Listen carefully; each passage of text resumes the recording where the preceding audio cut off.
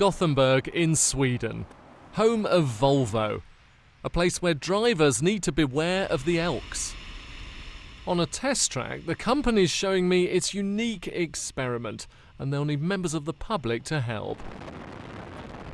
They're going to ask 100 ordinary people to commute in a car, but it's not an ordinary car, it's an autonomous car.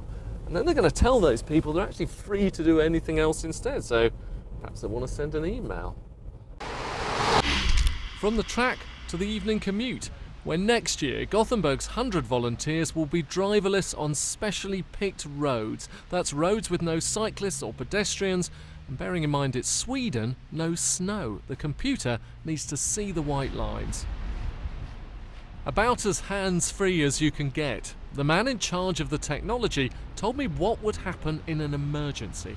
If something unexpected happens, the car needs to be able to deal with it. We cannot count on a driver to immediately take over, so the car will be able to detect it and it will slow down in order to prevent an accident. So the car's going to do that? It's not going to suddenly shove control back to the driver? No, the driver may be sitting, relaxed, reading. We cannot count on him or her to intervene immediately, so the car has to do it. Things look a bit different in the UK. There are 4 major projects. In Milton Keynes, public transport pods will eventually use the pavements to shuttle people between the shops and the station. Would you happily share a pavement with one of those driven by a computer? No, I wouldn't. I don't like, maybe the choices it has to decide. It has to decide in an instant whether it's got to stop or it's got to carry on going for the safety of who's in it or who's on the outside. Not worried about it bumping into you? Nope, not at all, because we can easily move out the way. In the US, Google is leading the way in driverless testing, 1 million miles and counting. But they've just had their first crash where the computer was at least partly to blame.